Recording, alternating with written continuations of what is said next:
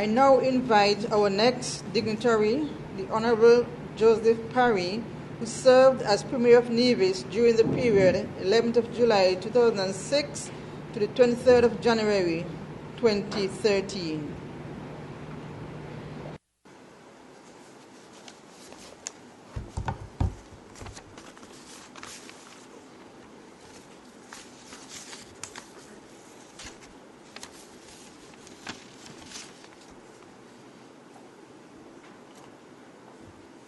Thank you.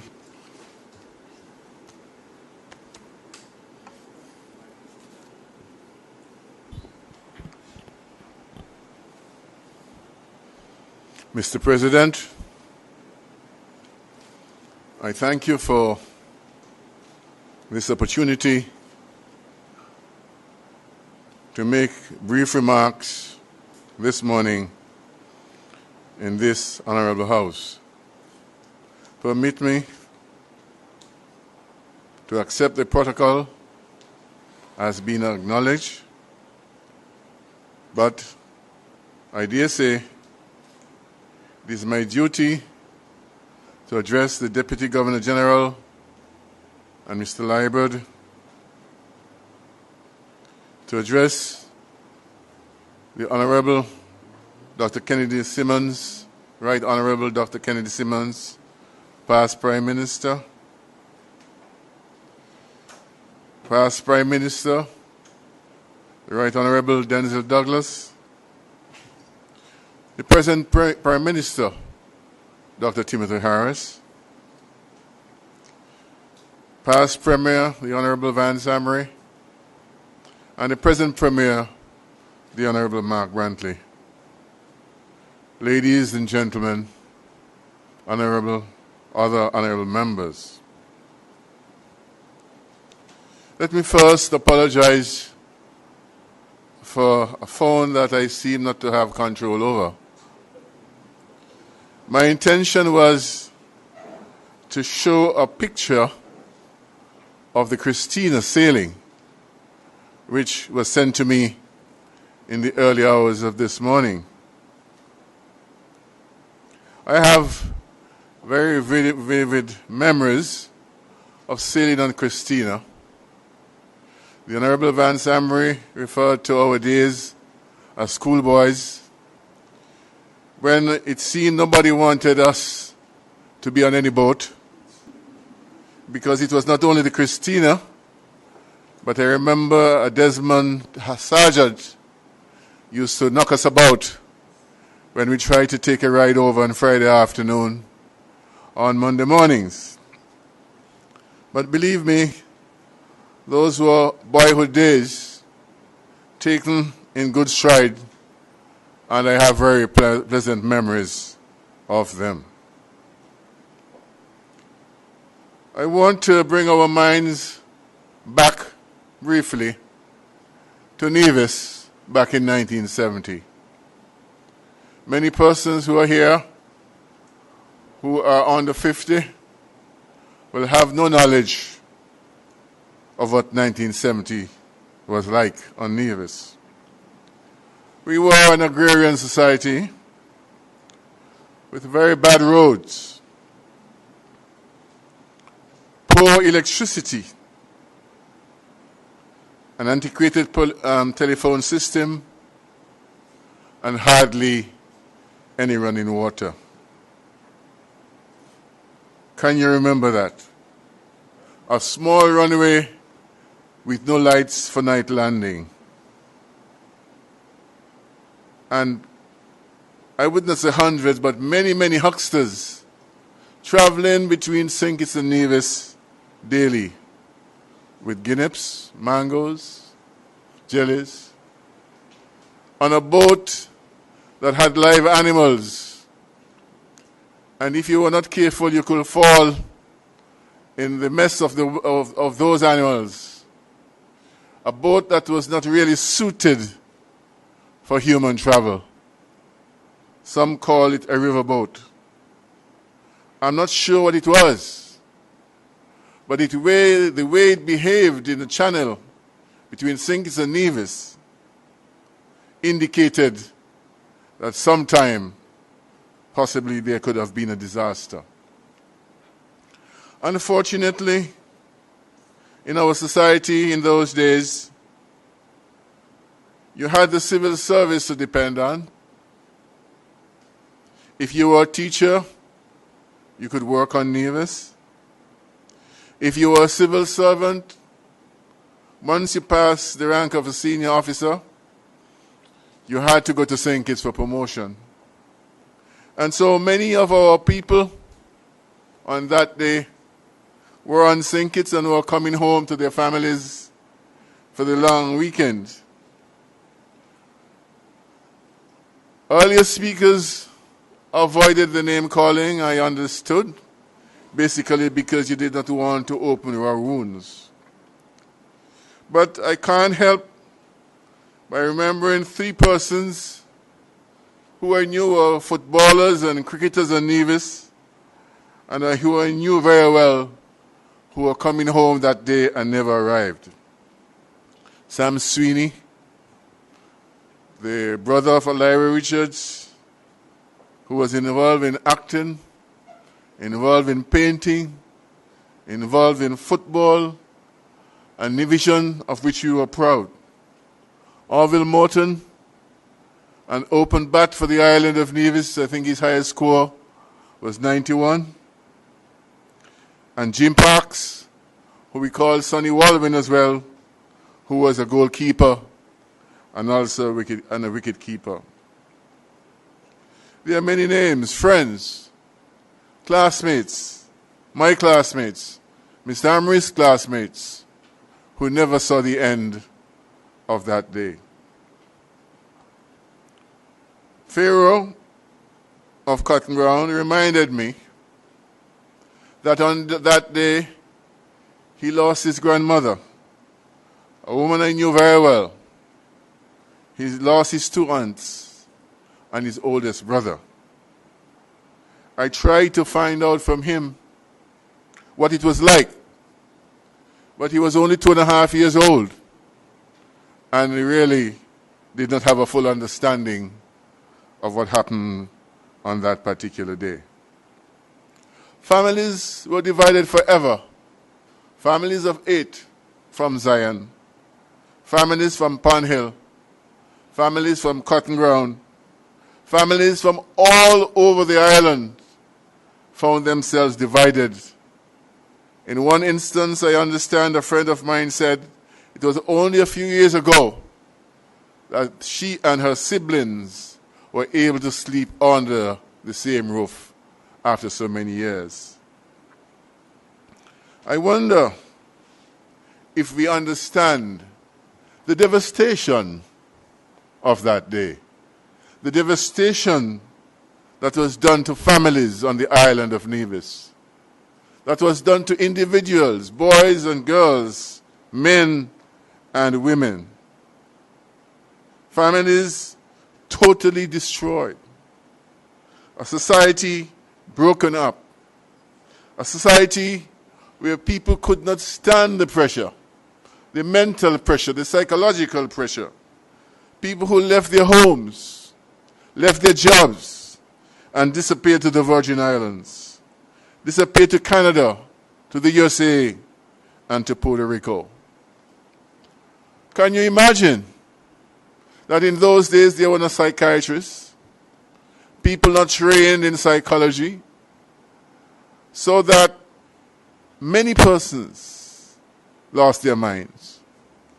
We speak of normality or normalcy, and none of us is truly normal.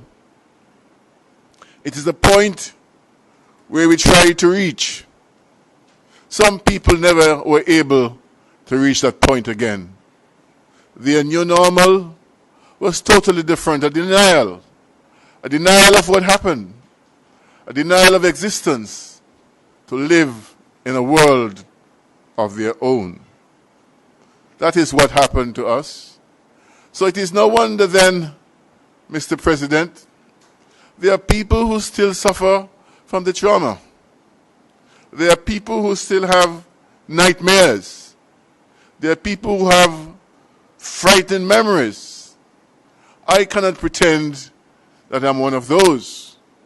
What I can say, Mr. President, that I was at university, had come home, and had worked for a month, had no money, except that I was paid on the Friday. And like many other divisions, I wanted to go to St. Kitts on Saturday to buy clothes, because we did not buy clothes on Nevis. We wanted to go and buy clothes. And the morning I felt so tired that when my grandmother said, "Walcott, are you going to St. Kitts?" I said, "No, I'm not going. I could wait until another day." Thank God, whatever laziness was in me that morning, I did not go. I did not move. Mr. Amory was trying to come to town. I, having my fiancée in Nevis, and always longing to get home to see her after being in Barbados, we were spending the afternoon in the Clark's garden. She had a car. I couldn't drive, so I depended on her. And while we were there, someone shouted, the Christina sink. It sent a chill to my bones. We traveled to town. We traveled to Boat Jones Bay. And we saw the carcasses, some which seemed to be alive still. And then in the night, I slept on the west of the house. The flares lighted my bedroom. And I had nightmare after nightmare. How could I forget that day? How could any one of us who lived and had an understanding forget that day?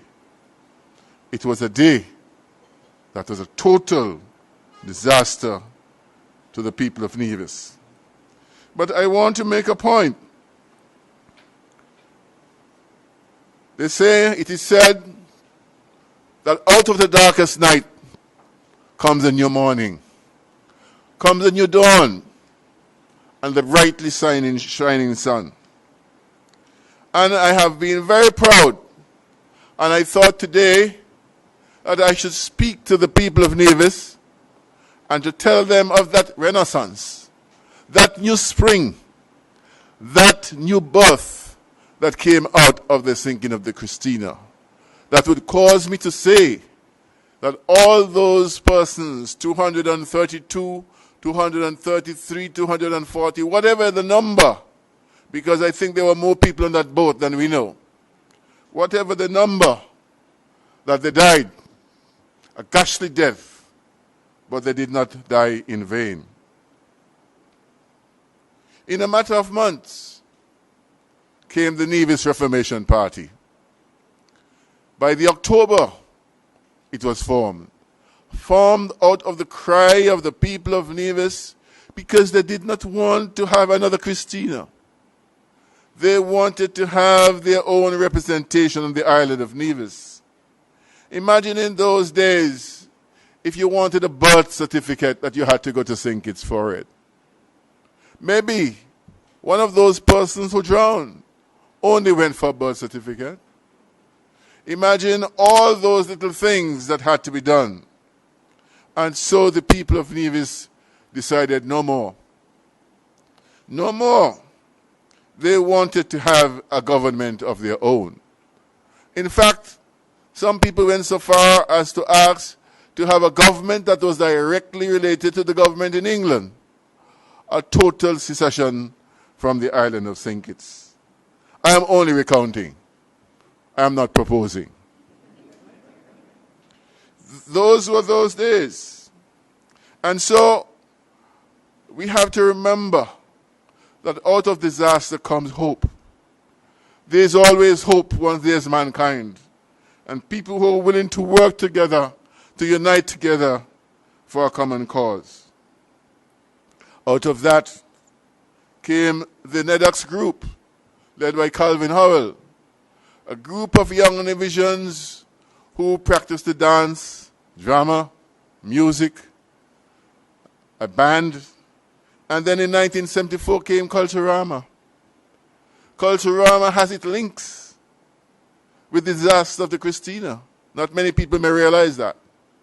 that people had somehow to shake off that dismal feeling, that feeling of hopelessness, and to do something that was creative and positive. Today, Culturama is the #1 celebrative festival at the island of Nevis. And I hope, because we can mention it, that we are careful that Culturama continues to have its place as a cultural festival and not as a carnival. It takes more effort. It takes more time. It takes going throughout the island like Sim Daniel and others did, causing people to practice the old arts, the cakewalk, and the nurses, and the giant despair, and the masquerades. It takes time. But that is what Culturama is about. Not by jamming from Gingerland to Charlestown, or from Cottonyoung to Charlestown, but celebrating and uplifting the people of this country, lifting their psychology, their self-esteem, and their importance. And therefore, I recommend to this assembly, I recommend to the people of Nevis, remember, let us not lose that Culturama, that effort to drive Nevisians forward and to make them proud of themselves. The Nevis Cricket Association. Not many people know that the first association was called the Nevis Sports Association, which was formed under Captain Howell and lasted until about 1973. And then a group of young men, Mel Henville, Cabo Howell, Boots Griffin, Vance Amory, they formed a cricket association because cricket was dead on the island of Nevis. And I'm sure Mr. Amory will remember very well that in 1972, when I was coming home from university to mind my own business and to look for my fiancée and my girlfriend, he said to me, he said to me, Joey, help the boys when you go home. And that is how I got involved in the Nevis Cricket Association. It became a vibrant organization. It did not produce Willett, but Willett enhanced it. It did not produce Livingston Sargent, but he survived the Christina, as some of you may not know. He survived the Christina, and he led us to victory again and again. You had the 3 soldiers, cricket soldiers of Sargent, Willett, and Amory. And they made a difference in the 1970s that Nevis got off its derriere and became the leading cricket nation in the Leeward Islands. How many of you remember that? I was in there, couldn't play the game, but I was an administrator. I was everything, president, manager, preparation of the wicket, everything. That is how we operated. Coming out of the Christina, understanding that united we stand. And that as young Nevisians, we didn't have to wait for anybody. We could do it. We did not have to wait on the politicians from St. Kitts. We could do it. You have the Nevis Credit Union, which I joined in 1972, which was formed, I think, a year earlier, 1973, which was formed in 1972, which has become a powerhouse on the island of Nevis. And then Nevisians who remained home, they decided that they were going to educate themselves. Who did not go to Barbados, to England, to the Virgin Islands? People traveled and came back with one will, like in the Bible, to rebuild a country, to rebuild an island. And I want this to remain with us, because out of that death came a new beginning, a rebirth, a movement forward. So I would say today, first of all, and I'm going to, Mr. President, I won't be much longer. I'm not sure what you're signaling to me, but you're still, oh. I want to say, first of all, those who do not know their history are doomed to relive it. Those who do not know their history are doomed to relive it. And I believe in history. I always see myself as a student of history. In other words, the Nevis Island administration came out of the disaster of the Christina. The Nevis Island administration would never have been if they were not Swanston and Stevens and Daniel and Tessie Nisbet and all those persons who gathered around the Nevis Reformation Party and brought us to the point where we have the Nevis Island administration. What did the Nevis Island administration seek to do? To prevent us from having to travel to St. Kitts on a daily basis. To prevent us from having to travel to St. Kitts with a bag of jelly. To prevent us from stealing mangoes and sour orange and stuff like that on a Thursday. To go to St. Kitts on a Friday so people could not finish school and do their exam on Friday morning. Many of you may not know that. I was fortunate. I was pampered. I was able to go to school whenever I wanted to go to school. But many of my friends at St. Thomas's School, you did not see them Friday morning because they were trying to make a living so they could buy bread and have beverage, if you know what beverage is, to drink the following week. That is how it was. And so, my people, the Nevis Island administration is an institution that must be treasured, be valued, be uplifted.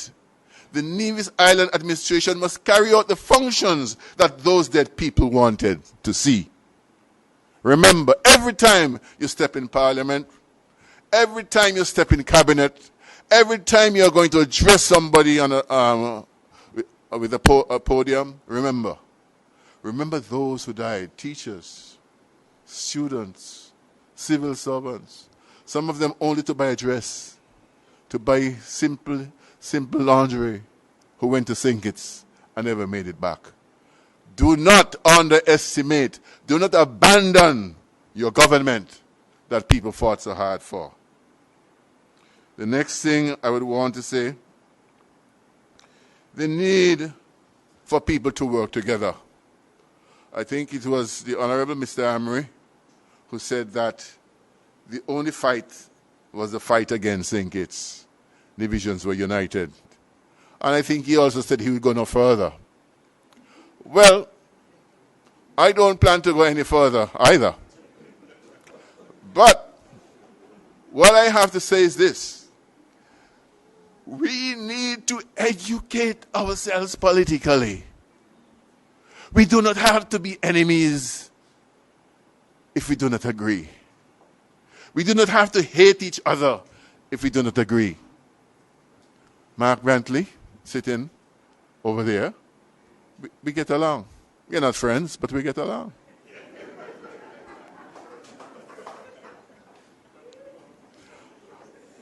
That is how it has to be. I see poor people who have nothing, hating their brother, hating their sister, hating you for no other reason that you don't think like them politically. That nonsense has to stop, Mr. President. This island is too small. This nation is too small. If the United States of America can be crying out today and can be saying that if they had different leadership, they would not have so many people dying, or so many people would not have died.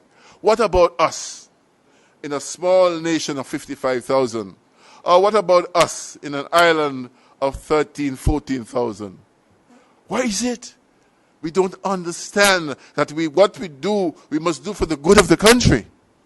And for those people who have gone before us, who made that ultimate and cruel sacrifice, we need to teach our children. We need to remind them. We need to get that negativity out of them.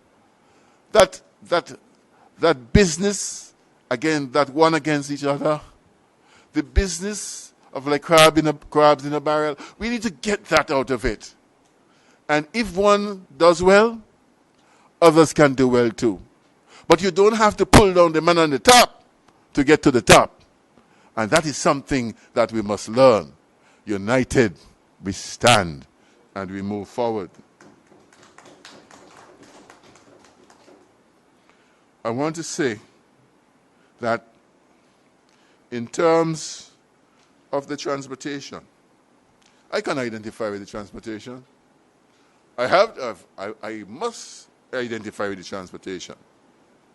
And I would say today to Dr. Simmons, who is here, I remember the days when he wanted to have the road from Bastia to the peninsula with a Roro ferry to come over to Nevis. And I remember when Simeon Daniel said to me, we're only going to get a Roro ferry out of this. We can't afford it. I said, Mr. Daniel, not only will you lose your Roro ferry, but you will not get an airport, and you will not get a seaport. Do not support that project until you get your airport and your seaport. I've let that secret out, Dr. Simmons, this morning. Today, we have the airport, we have the seaport, but we also have better communications. And we also have the Peninsula Road. I can identify with that too, because I saw the need for the movement across the waters without the use of the airport. That is something that we should treasure and we should use. The transportation, I don't care whether it's a big boat or it's a taxi boat or a small boat. Let us make use of that movement between St. Kitts and Nevis. I have always said we should be able to divorce our political ambitions from our economic and social ambitions. We are too small to stand alone. Nevis is too small to stand alone. St. Kitts and Nevis is too small to stand alone. We should learn that lesson now. And let me tell you something. If we don't learn it, COVID will teach us. And we already learned it from COVID. COVID will teach us because you need to be able to survive one disaster, and if you only depend on one thing, you're not going anywhere. So we have lessons to learn. Out of disasters, there are lessons. And I'm hoping that we, the people of Nevis, can understand the importance of transportation, the importance of economic diversity, and the importance of economic cooperation. I'm hoping the people of St. Kitts too can understand that. I always admire the first world countries. I have seen a husband and wife divorcing and still continuing to work together in business. I've seen Indians with their families building and becoming rich. I've seen Chinese spreading across the world and dominating in business and commerce. And I ask the simple question, why can't we? Why can't we? I end by saying that once again, I offer my condolences to all those who have suffered. The truth is, all of us suffered because all of us lost somebody. I am happy that we were able to survive, although we didn't have psychiatrists and psychologists. We found ways and means. I am sure people are still suffering today. People have asked me to speak of reparations. I sometimes get confused with the word reparations. But I would say that I would recommend to the governments and businesses of St. Kitts and Nevis that it will be useful to find out those who are still suffering and to see what we can do to steady them, to make them comfortable, whether it's housing. I prefer education, of course. But whatever can be done for those people who suffered 50 years ago and who are suffering, or their grandchildren are still suffering. With these few words, Mr. President, if it pleases you.